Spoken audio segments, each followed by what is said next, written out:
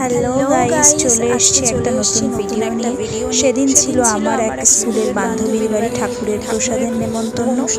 চলো দেখাই প্রসাদে কি কি ছিল। সবার প্রথমেই ছিল ঠাকুরের ফল প্রসাদ, তারপরে একটা লেবু দিয়ে দিয়েছিল, তারপরেই চলে এসেছিল সাদা অন্ন, তারপরেই দিয়ে দিয়েছিল মুগ ডাল, যেটা খেতে খুবই সুন্দর হয়েছিল। ডালের সাথে খাওয়ার জন্য দিয়ে দিয়েছিল পাঁপড় ভাজা, তারপরেই দিয়ে দিয়েছিল একটা পাঁচমিশালির তরকারি, যেটাও খেতে খুব সুন্দর হয়েছিল। তারপরে দিয়েছিল পনিরের তরকারি, পনিরের তরকারির পরে দিয়েছিল চাটনি, যেটা আমি নিইনি। আর শেষ পাতে চলে এসেছিল পায়েস, যেটা খেতে খুবই সুন্দর হয়েছিল। আর জানো তো, ঠাকুরের প্রসাদের যেন একটা আলাদাই স্বাদ থাকে।